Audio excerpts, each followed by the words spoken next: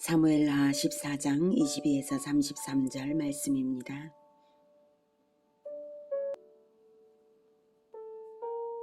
요압이 땅에 엎드려 절하고 왕을 위하여 복을 빌고 요압이 이르되 내 주 왕이여, 종의 구함을 왕이 허락하시니 종이 왕 앞에서 은혜 입은 줄을 오늘 아나이다 하고 요압이 일어나 그술로 가서 압살롬을 데리고 예루살렘으로 오니 왕이 이르되 그를 그의 집으로 물러가게 하여 내 얼굴을 볼 수 없게 하라. 하매 압살롬이 자기 집으로 돌아가고 왕의 얼굴을 보지 못하니라. 사랑하는 형제 여러분, 6월 3일 금요일 새벽 묵상에 오신 것을 환영합니다. 다윗의 장자 암논은 이복 누이인 다말을 강간하고 다말의 오빠 압살롬은 암논 살해로서 원수를 갚고 달아났습니다. 3년 후 다윗의 마음이 압살롬을 그리워하는 줄을 안 요압은 드고와 여인을 시켜서 아들 형제 간의 살인사건으로 인하여 남은 아들의 생명을 백성들이 요구하니 왕명으로서 아들을 살려 대가 끊기지 않게 해달라는 요청을 하게 함으로써 동일한 상황에 처한 압살롬의 처벌을 경감시킬 근거를 조성했습니다. 다윗은 드고와 여인의 요청이 요압의 꾀인 줄을 알고도 요압에게 압살롬을 데려오라고 아무 조건 없이 허락했습니다. 아직 압살롬은 살인죄를 회개하지도 않았는데 말입니다. 그래서 다윗은 압살롬을 이스라엘 안으로 들어오게는 하되 왕궁에는 오지 못하게 했습니다. 일종의 연금 조치를 내린 것이죠. 그것은 압살롬이 아직 죄를 회개하지 않았기 때문이고 또한 백성들 눈에도 살인죄를 지은 압살롬에게는 응분의 처벌이 있어야만 했기 때문에 왕궁에 들이는 것은 적절하지가 못했습니다. 그렇다면 압살롬은 이스라엘에 들어오게 해주신 것만으로도 선처를 받은 것이기에 감사하며 연금 조처에 알맞게 근신하고 있어야 했습니다. 그런데 압살롬은 전혀 그렇지가 않았고요. 암논을 죽인 것에 아무런 죄책감을 느끼지 못하고 있었고 오히려 자기의 외모를 자랑하는가 하면 왕을 설득하게 하기 위해 요압의 밭에 불을 지르는 행동도 서슴지 않았습니다. 25절. 온 이스라엘 가운데에서 압살롬같이 아름다움으로 크게 칭찬받는 자가 없었으니 그는 발바닥부터 정수리까지 흠이 없으니라. 그의 머리털이 무거우므로 연말마다 깎았으며 그의 머리털을 깎을 때에 그것을 달아본즉 그의 머리털이 왕의 저울로 200세겔이었더라. 압살롬이 아들 셋과 딸 하나를 낳았는데 딸의 이름은 다말이라. 그는 얼굴이 아름다운 여자더라. 압살롬이 이태 동안 예루살렘에 있으되 왕의 얼굴을 보지 못하였으므로 압살롬이 요압을 왕께 보내려 하여 압살롬이 요압에게 사람을 보내 부르되 그에게 오지 아니하고 또다시 그에게 보내되 오지 아니하는지라. 압살롬이 자기의 종들에게 이르되 보라, 요압의 밭이 내 밭 근처에 있고 거기 보리가 있으니 가서 불을 지르라 하니라.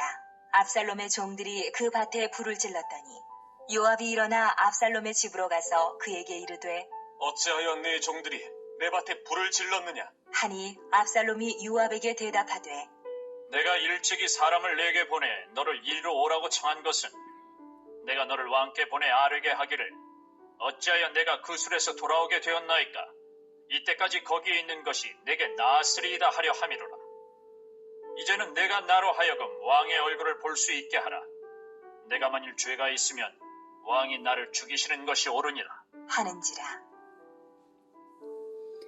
압살롬의 말이 회개는커녕 뻔뻔스럽기가 짝이 없습니다. 이스라엘로 돌아오게 해주고 겨우 연금 정도의 처벌로서 자숙하게 한 것을 감사하지도 않고 오히려 다윗과 연을 끊고 그술로 돌아가 버리는 것이 낫겠다고 협박적인 말을 서슴지 않고 있는 것입니다. 요압의 밭에 불을 놓고는 그렇게 전하라고 강요하는 것입니다. 이런 오만 불손이 어디 있으며 이런 억지 깡패가 어디 있나요? 그리고 대놓고는 내가 만일 죄가 있으면 왕이 나를 죽이시는 것이 옳으니라 라고까지 말합니다. 죄가 없다고 하는 것입니다. 말문이 막히는 일이고 이 말은 거의 협박이죠. 압살롬은 양심이 이미 마비된 자였고 결코 회개하지 않으므로 신정왕국 이스라엘의 왕자는커녕 일개 백성으로서도 합당하지 않은 자라는 분명한 증거입니다. 인간은 이렇게 죄로 양심이 마비되면 자신의 죄악을 오히려 의롭게 여기기까지 합니다. 그런 자는 자기 목적을 달성하기 위해서라면 수단과 방법을 가리지 않습니다. 33절. 요압이 왕께 나아가서 그에게 아뢰매 왕이 압살롬을 부르니 그가 왕께 나아가 그 앞에서 얼굴을 땅에 대어 그에게 절하매 왕이 압살롬과 입을 맞추니라. 다윗은 아무 원칙도 공의도 따지지 않고 무조건적인 용서를 입맞춤으로 나타내었습니다. 이것은 결코 옳은 것이 아닙니다. 다윗이 신정왕국의 왕이 아닌가요? 하나님의 대행자가 아닌가요? 하나님은 공의의 하나님이 아니신가요? 다윗은 압살롬을 연금 조치할 것이 아니라 불러올 때부터 어떻게든 죄악을 회개하도록 이끌었어야 했습니다. 엄한 처벌을 하든 설득을 하든 그 마음을 어떻게든 돌려놓을 방책을 찾아서 행했어야 합니다. 무슨 방책이든 회개하게 해야 했습니다. 그런데 그런 것이 없었고 억지 깡패짓으로 무죄를 주장하면서 자기 멋대로 나온 패역한 아들을 무조건 용납하고 말았습니다. 이제 다윗의 나라는 결코 신정왕국이라 말할 수 없게 된 것 아닌가요? 왕이 자기 아들에게 패역한 행실을 용납했으니 어느 백성이든 자기 부모를 업신여길 것이 아닌가요?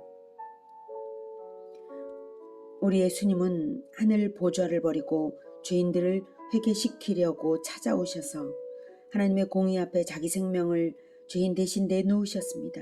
다윗도 그래야 했습니다. 압살롬을 데려와서 하나님과 백성 앞에서 공의의 심판을 자기가 대신 받겠다고 나섰다면 압살롬이 회개를 안 했겠습니까?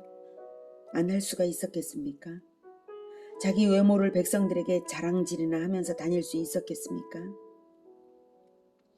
다윗은 왕가의 수치가 된 사건 자체를 은폐하지는 않았지만 드러내어 죄악을 도려내는 용기까지는 내지를 못했습니다. 그 정도가 필요한 이유는 차기 왕권을 정결하게 해야 했기 때문입니다. 신정왕국의 왕자들에 대한 가르침은 그 어느 누구보다도 공의를 알게 했어야 왕자들에게는 그랬어야 하는 것입니다. 공의를 도외시한 다윗의 입맞춤은 결국 미련한 부성의 일 뿐이었고 왕으로서의 자기 함정을 다시 스스로 파고 말았습니다. 이때부터 압살롬은 아버지에 대한 반역을 준비했습니다. 오늘은 압살롬의 폐역무도한 작태를 통해서 인간성의 바닥을 보았습니다. 또한 교육에 실패한 아버지의 어긋난 부성애가 왕으로서 공의를 포기하는 것을 보았습니다. 수신제가 치고 평천하는 진리입니다. 가장 먼저는 나 자신을 정결하게 하는 것이 이웃사랑이요 하나님 사랑입니다. 수신이 되어야 제가가 되고 제가가 되지 않은 자가 나라를 바르게 다스릴 수는 없는 일입니다. 다윗의 실패를 타산지석 삼아 배워서 정결한 삶과 말씀 교육에 성공하는 우리 모두가 되기를 기원합니다. 기도하겠습니다.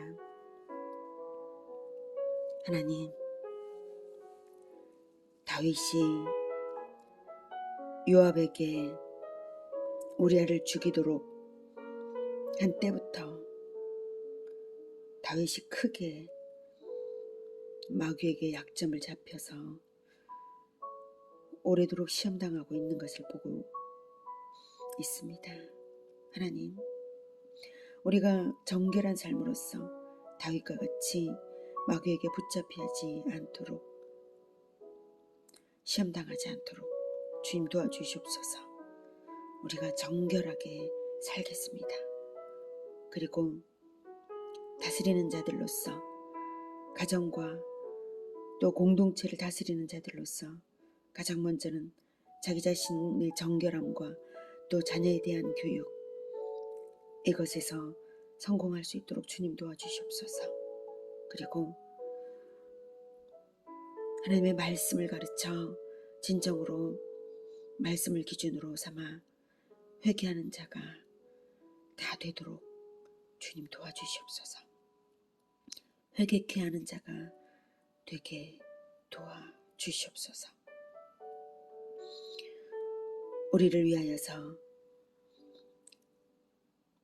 하늘 보좌를 버리고 우리를 회개시키기 위하여서 자기 생명을 내어서 공의를 포기하지 않고 심판받으신 예수님과 그리고 그 공의를 포기하지 않고 사랑도 포기하지 않으신 하나님을 찬양하며 예수 그리스도 이름으로 기도드립니다. 아멘. 이어지는 시간은 개인 기도 시간입니다.